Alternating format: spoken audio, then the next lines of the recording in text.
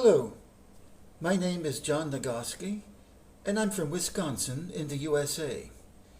I would like to introduce you to my channel, English Reading with Questions and Answers.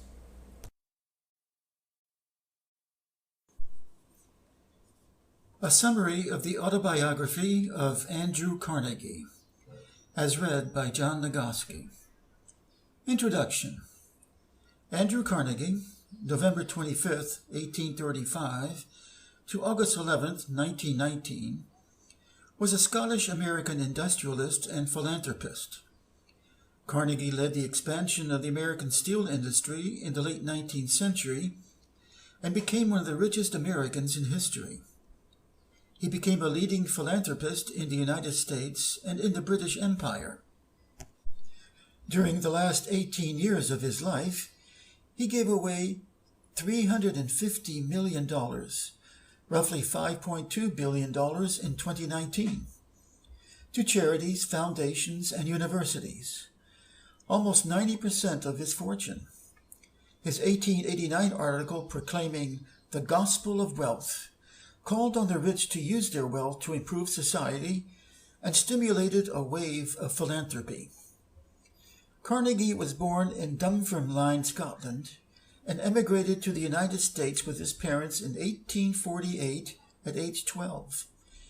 Carnegie started work as a telegrapher, and by the 1860s had investments in railroads, railroad sleeping cars, bridges, and oil derricks. He accumulated further wealth as a bond salesman, raising money for American enterprise in Europe. He built Pittsburgh's Carnegie Steel Company, which he sold to J.P. Morgan in 1901 for $303,450,000. He became the U.S. Steel Corporation. After selling Carnegie Steel, he surpassed John D. Rockefeller as the richest American for the next several years. Carnegie devoted the remainder of his life to large-scale philanthropy, with special emphasis on local libraries, world peace, education, and scientific research. With the fortune he made from business, he built Carnegie Hall in New York, and the Peace Palace, and founded the Carnegie Corporation of New York, Carnegie Endowment for International Peace, Carnegie Institution for Science, Carnegie Trust for the Universities of Scotland, Carnegie Hero Fund, Carnegie Mellon University, and the Carnegie Museums of Pittsburgh, among others.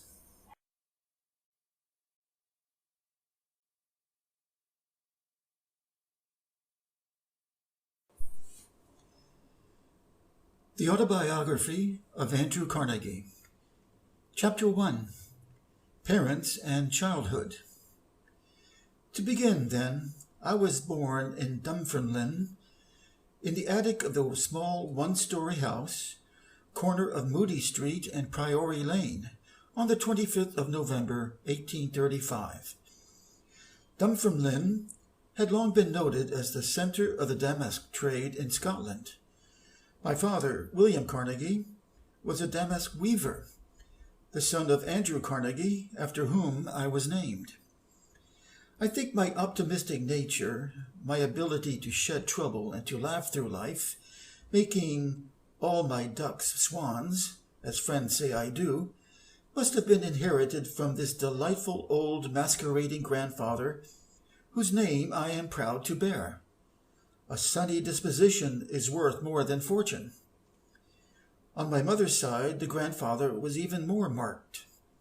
My grandfather, Thomas Morrison, was one of the finest orators and ablest men they have known. He was publisher of The Precursor, so it seems I came by my scribbling propensities by inheritance, from both sides, for the Carnegies were also readers and thinkers. My grandfather Morrison married Miss Hodge of Edinburgh, a lady in education, manners, and position, who died while the family was still young. At this time he was in good circumstances, a leather merchant conducting the tanning business in Dunfermline. But the peace after the Battle of Waterloo involved him in ruin, as it did thousands, so that while my Uncle Bailey, the eldest son, had been brought up in what may be termed luxury, for he had a pony to ride, the younger members of the family encountered other and harder days.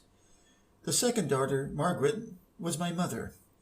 She inherited from her mother the dignity, refinement, and air of the cultivated lady. Perhaps someday I may be able to tell the world something of this heroine, but I doubt it. I feel her to be sacred to myself, and not for others to know. After my father's death, she was all my own. The dedication of my first book tells the story. It was, "To my favorite heroine, my mother." As my father succeeded in the weaving business, we removed from Moody Street to a much more commodious house in Reed's Park. My father's 4 or 5 looms occupied the lower story.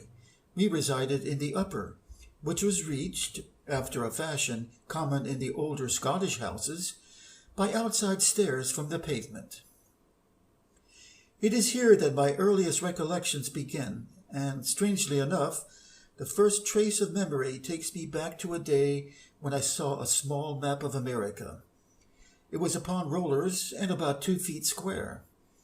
Upon this my father, mother, Uncle William, and Aunt Aitken were looking for Pittsburgh and pointed out Lake Erie and Niagara. Soon after, my uncle and Aunt Aitken sailed for the land of promise. The change from handloom to steam loom weaving was disastrous to our family. My father did not recognize the impending revolution and was struggling under the old system.